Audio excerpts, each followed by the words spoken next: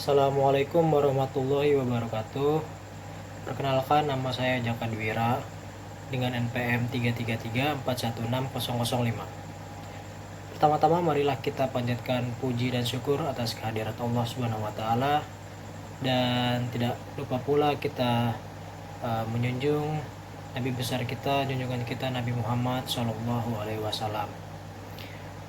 Yang terhormat Bapak dan Ibu dosen selaku penelaah di seminar proposal saya ini, dan teman-teman audiens yang menonton video presentasi saya ini.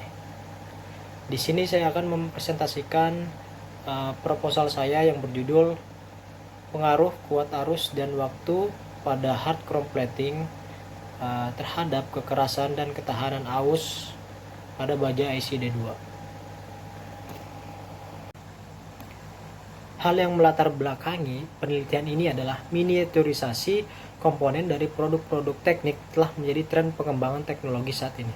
Kemajuan ini tidak lepas dari keinginan untuk menghasilkan produk teknik yang ringan dengan kualitas yang baik serta dapat berfungsi dengan maksimal. Tren miniaturisasi pada berbagai produk telah dikembangkan menjadi arah kajian penelitian yang baru yang berfokus pada kualitas, efektivitas, dan efisiensi produk-produk micropart atau minipart. Salah satu metode pabrikasi yang menjanjikan untuk produk-produk logam berukuran mini ini adalah microforming. Masalah yang dijumpai pada pembentukan logam dalam ukuran kecil ini adalah terjadinya perubahan karakteristik deformasi akibat miniaturisasi. Masalah ini dikenal dengan size effect. Rumusan masalah pada penelitian ini adalah penggunaan dice microforming dengan ukuran kecil akan berpengaruh pada hasil produk dan lifetime dice itu sendiri. Jadi semakin kecil ukuran dice, maka semakin besar koefisien gesek yang terjadi antara benda kerja dengan dice, yang menyebabkan tekanan yang diterima semakin meningkat, sehingga material dice akan lebih cepat mengalami aus dan mengakibatkan kegagalan pada komponen dan produk microforming. Adapun tujuan penelitian kali ini adalah membentuk lapisan tipis Cr2O3 pada permukaan substrat ICD2 dengan metode hard chrome plating. Lapisan Cr2O3 yang terbentuk diharapkan mampu meningkatkan nilai kekerasan dan ketahanan aus dari substrat sebagai dice microforming. Lalu ruang lingkupnya adalah penelitian ini dilakukan dengan menggunakan prinsip electroplating. Substrat yang digunakan adalah baja ICD2. Parameter yang digunakan adalah arus dan waktu. Arus yang dipakai adalah 1 ampere, 1,5 ampere, dan 2 ampere. Sedangkan waktu yang digunakan adalah 5, 10, dan 15 menit. Larutan elektrolit yang digunakan adalah asam kromat 250 gram per liter dan asam sulfat 2,5 gram per liter. Kemudian hipotesis pada penelitian ini adalah pada proses hard chrome plating, parameter yang mempengaruhi adalah arus dan waktu. Semakin besar rapat arus dan semakin lama waktu electroplating, ketebalan semakin meningkat, sehingga kekerasan dan ketahanan aus pada permukaan material bertambah pula. Nah, di sini saya akan menjelaskan mengenai material tahan aus atau wear resistance. Nah, terdapat beberapa istilah dalam material yang berkaitan dengan kontak langsung antara material atau antara permukaan, yaitu aus, friksi, dan lubrikasi. Nah, aus adalah kerusakan terjadi di permukaan suatu material karena material lain. Friksi adalah fenomena gesekan yang terjadi di antara satu bagian dengan bagian lain. Lubrikasi adalah pelumasan untuk mengurangi friksi pada material yang saling kontak. Terdapat beberapa jenis material tahan aus yang umumnya berasal dari material logam dan keramik, antara lain manganese steel, high chrome white iron, nickel hard, perlitic chrome moly steel, low alloy steel, quench and temper steel, cobalt alloy, carbide, keramik, dan kubik boron nitride. Sifat-sifat penting yang harus dimiliki oleh material tahan aus adalah kekerasan dan ketangguhan, kemudian stabilitas kimia. Jenis-jenis keausan yang paling sering adalah keausan abrasif, yaitu material keras merusak material lunak ketika mengalami kontak. Kemudian keausan adhesif, yaitu pelekatan antara dua material yang kontak karena gaya adhesif. Dan yang ketiga adalah keausan erosi, yaitu pergerakan fluida gas atau liquid yang merusak permukaan material. Bisa dilihat dari ilustrasi yang dipaparkan di slide. Pengaruh ukuran atau size effect pada dice microforming. Meningkatnya permintaan akan produk yang compact, terintegrasi, berbentuk miniatur, menciptakan timbulan proses fabrikasi mikro. Nah, microforming itu sendiri adalah salah satu proses mikrofabrikasi yang memiliki keunggulan dari produktivitas, persyaratan kehandal yang mampu dipenuhi, serta penggunaan material lembaran logam yang jauh lebih efisien dan efektif dibandingkan dengan proses mikrofabrikasi lainnya.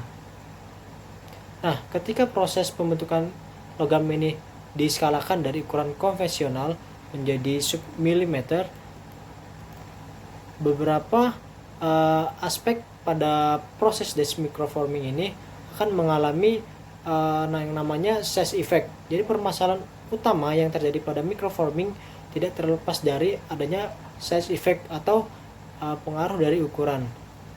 Size effect yang terjadi adalah pada seluruh komponen penyusun microforming yang terdiri dari material, proses, kemudian tooling, mesin atau equipment, dan produk yang dihasilkan. Nah, size effect ini harus diatasi dalam permesinan atau dalam tooling dice dikarenakan akan berpengaruh pada pembentukan skala mikro dan desain komponen pada dice. Nah, di sini ada baja IC D2. Baja IC D2 adalah baja perkakas dengan pengerjaan dingin atau cold work tool steel. Ya, bisa juga disimbolkan dengan JISS KD11. Bisa juga dinamakan dalam IC dengan nama IC D2. Nah, ini merupakan salah satu baja cold working berkualitas atas dengan hardenability yang tinggi, ketahanan aus yang baik, stabilitas dimensi, kekuatan tekanan yang tinggi, dan termasuk material yang tangguh. Komposisinya bisa kita lihat bahwa karbon 1,5%, mangan 0,45%, silika 0,25%, CR12, Ni 0,15%, MO 0,04%, V 0,4%, kobalt 1,0%, Cu 0,15, Al 0,03, dan N 0,017. Lalu bagaimana upaya mengurangi kegagalan dan meningkatkan sifat pada material tersebut? Yang pertama ada surface hardening, yaitu sebuah proses pengerasan permukaan baja yang mencakup berbagai teknik yang digunakan untuk meningkatkan ketahanan aus baja tanpa mempengaruhi sifat mekanik bagian dalam dari material tersebut.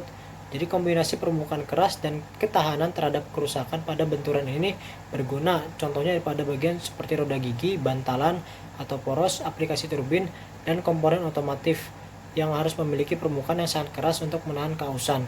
Nah, bersama dengan sifat bagian dalam baja yang tangguh untuk menahan dampak yang terjadi dalam operasi, sebagian besar pengerasan permukaan menghasilkan tegangan sisa. Nah, tegangan di permukaan yang mengurangi kemungkinan inisiasi retakan dan membantu menahan perambatan retakan pada antara muka.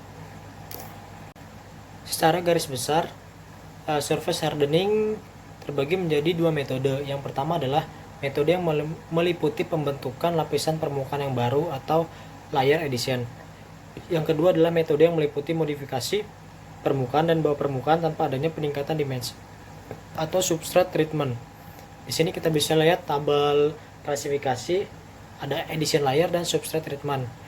Nah, di sini saya memakai metode addition layer, yaitu electrochemical plating, di mana electrochemical plating ini atau hard chrome plating ini menambah lapisan baru pada permukaan material, yaitu Cr2O3.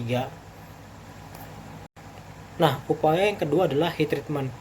Perlakuan panas didefinisikan sebagai perpaduan antara proses pemanasan, penahanan temperatur, dan pendinginan. Perlakuan panas terdiri atas dua kategori, yaitu pelunakan atau softening dan pengerasan atau hardening. Pelunakan adalah usaha menurunkan sifat mekanik dengan mendinginkan material yang sudah dipanaskan dalam tungku atau annealing, atau udara terbuka, yaitu normalizing. Sedangkan pengerasan adalah usaha meningkatkan sifat kekerasan dengan cara pendinginan secara tepat. Kemudian saya akan menjelaskan hard chrome plating atau pelapisan kromium keras. Nah, hard chrome plating ini dihasilkan oleh elektrodeposisi dari larutan yang mengandung asam kromat atau CrO3 dan anion katalitik dalam proporsi yang tepat. Logam yang dihasilkan sangat keras dan tahan korosi.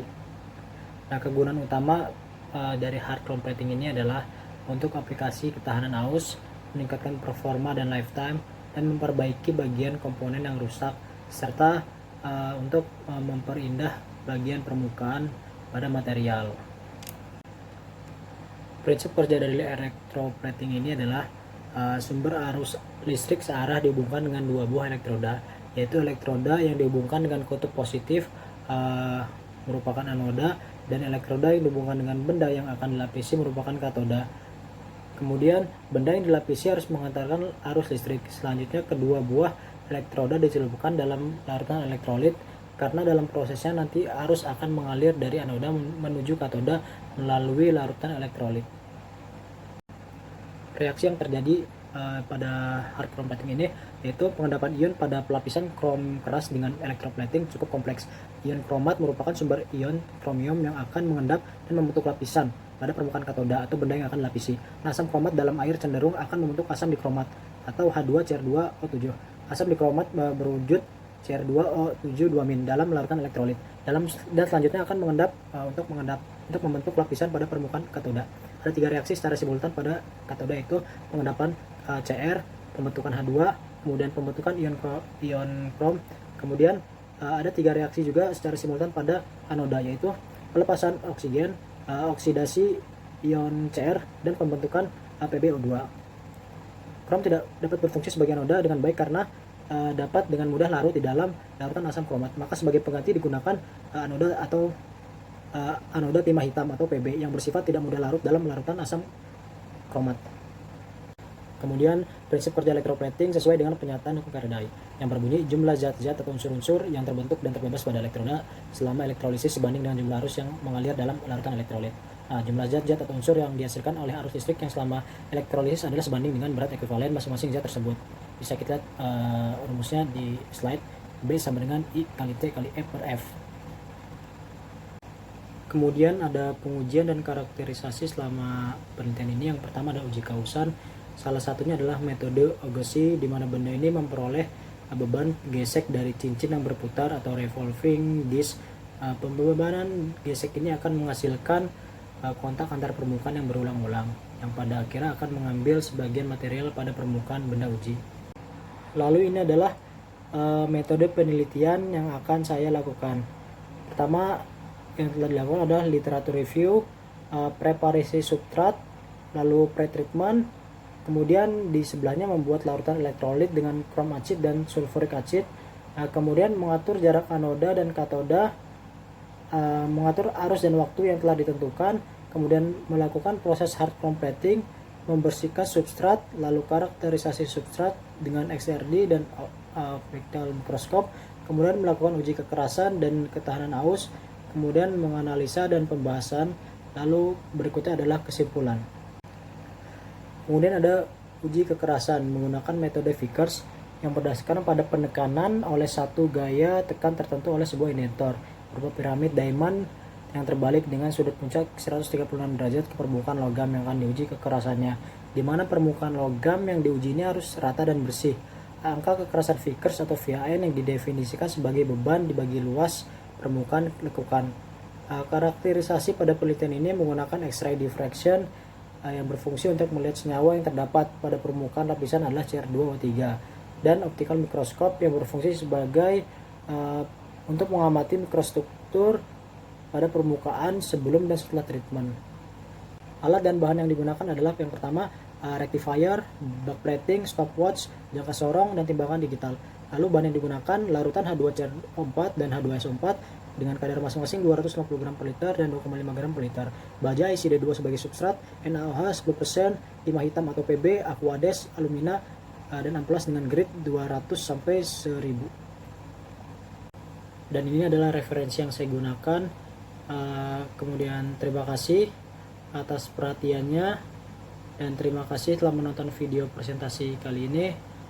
Kurang lebihnya mohon maaf. Assalamualaikum warahmatullahi wabarakatuh.